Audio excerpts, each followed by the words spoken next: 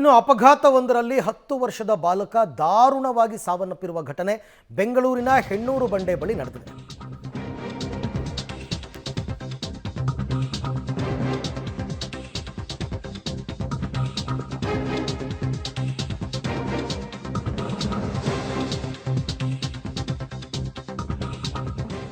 ಅಪಘಾತಕ್ಕೆ ಅದು ತಾನು ಮಾಡದ ತಪ್ಪಿಗೆ 10 ವರ್ಷದ ಬಾಲಕ ದಾರುಣ ಸಾವನ್ನಪ್ಪಿರೋದು. ದ್ವಿಚಕ್ರ ವಾಹನದಲ್ಲಿ ಮಾವನ ಜೊತೆ ಹೋಗ್ತಾ ಇದ್ದಂತೆ ಹಿಂದ್ಗಡೆಯಿಂದ ಬಂದು ಏಕಾಏಕಿ ಡಿಕ್ಕಿ ಹೊಡೆದಿದೆ ಒಂದು ಟ್ರಕ್. ಡಿಕ್ಕಿ ಹೊಡೆದ ರಭಸಕ್ಕೆ ಬಾಲಕ ಭಾನು ತೇಜ ಸ್ಥಳದಲ್ಲೇ ಸಾವನ್ನಪ್ಪಿದ್ದಾನೆ. ಬಾಲಕನ ತಲೆ ಮೇಲೆ ಹರಿದಿದೆ ಟ್ರಕ್ನ 2 ಚಕ್ರಗಳು. ಹೆಣ್ಣೂರು ಬಂಡೆಯ ಕ್ಲಾಸಿಕ್ ರಾಯಲ್ ಗಾರ್ಡನ್ ಮುಂಭಾಗ ನಡೆದಿರೋ ಘಟನೆ. ಇವ್ರು ಹೋಗ್ತಾ ಇದ್ರೆ ಹಿಂದ್ಗಡೆಯಿಂದ ಬಂದು ಗುದ್ದಿಸಿ ಆ ಹುಡುಗ ಕೆಳಗೆ ಬಿದ್ದು ಅವನ ಮೇಲೆ ಟ್ರಕ್ ಹರಿದಿದೆ. ಅಂದರೆ ಎಷ್ಟರ ಮಟ್ಟಿಗೆ ಮೈ ಮೇಲೆ ಪ್ರಜ್ಞೆ ಇಟ್ಕೊಂಡು ಆ ಟ್ರಕ್ ಡ್ರೈವರ್ ಓಡಿಸ್ತಾ ಇದ್ದ ಅಂತ ಅರ್ಥ ಮಾಡ್ಕೊಳ್ಳಿ. ಹೆಣ್ಣೂರು ಬಂಡೆ ಮುಖ್ಯ ರಸ್ತೆಯಲ್ಲಿ ನಡೆದಂತಹ ಭೀಕರ ರಸ್ತೆ ಅಪಘಾತದಲ್ಲಿ 10 ವರ್ಷದ ಬಾಲಕ ಮೃತಪಟ್ಟಿದ್ದಾನೆ. ಘಟನೆ ಆಗಿರುವಂತಹ ಜಾಗದಲ್ಲಿದ್ದಾನೆ. ರಸ್ತೆಯ ಮಧ್ಯದಲ್ಲಿ ರಕ್ತದ ಕಲೆಗಳು ಏನು ಕಾಣಿಸ್ತಾ ಇದೆ. ಇದೇ ಭಾಗದಲ್ಲಿ ಅಪಘಾತ ಆಗಿದೆ. ಈ ಭಾಗದಲ್ಲಿ ಬೈಕ್ ಸವಾರ ಕೆಳಗೆ ಬಿದ್ದಿದ್ದಾನೆ.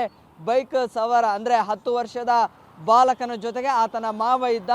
ಆ ಸಂದರ್ಭದಲ್ಲಿ ಬೈಕ್ ಮೂವಿಂಗ್ ಆಗುವಂಥ ಸಂದರ್ಭದಲ್ಲಿ ಹಿಂಬದಿಯಲ್ಲಿ ಟ್ರಕ್ ಹೋಗ್ತಾ ಇತ್ತು. ಏಕಾಏಕಿಯಾಗಿ ಟ್ರಕ್ ಬೈಕಿಗೆ ಡಿಕ್ಕಿ ಹೊಡೆದಿದೆ. ಪರಿಣಾಮ 10 ವರ್ಷದ ಬಾಲಕ ಕೆಳಗೆ ಬಿದ್ದಿದ್ದಾನೆ. ಆತನ ತಲೆಯ ಮೇಲೆ ಟ್ರಕ್ನ ಟೈರ್ ಹರಿದಿದೆ. ಪರಿಣಾಮ ಅಲ್ಲೇ ಮೃತಪಟ್ಟಿದ್ದಾನೆ. ಆತನ ಮಾವನಿಗೂ ಕೂಡ ಗಂಭೀರ ಗಾಯಗಳಾಗಿದ್ದಾವೆ. ಆತನನ್ನು ಸ್ಥಳೀಯ ಆಸ್ಪತ್ರೆಗೂ ಕೂಡ ದಾಖಲು ಮಾಡಲಾಗಿದೆ. ಬೈಕ್ನ ಬಿಡಿ ಭಾಗಗಳು ಕೂಡ ಚೂರು ಆಗಿದ್ವು. ಕೆಳಗಡೆ ಬಿದ್ದ ಸಂದರ್ಭದಲ್ಲಿ ಸಂಪೂರ್ಣವಾಗಿ ರಸ್ತೆ ಜಾಮ್ ಆಗಿತ್ತು. ಬಿಡಿ ಭಾಗಗಳನ್ನು ಸೈಡ್ಗೆ ತಾಕಿದ್ರು. ಜೊತೆಗೆ ಹೆಲ್ಮೆಟ್ ಕೂಡ ಒಡೆದು ಹೋಗಿತ್ತು.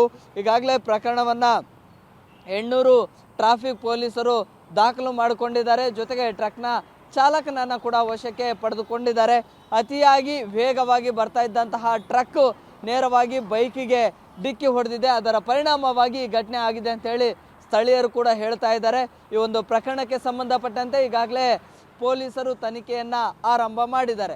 ಕ್ಯಾಮರಾ ಪರ್ಸನ್ ರಾಜು ಜೊತೆ Prakash D Rampur, public TV, Bengaluru.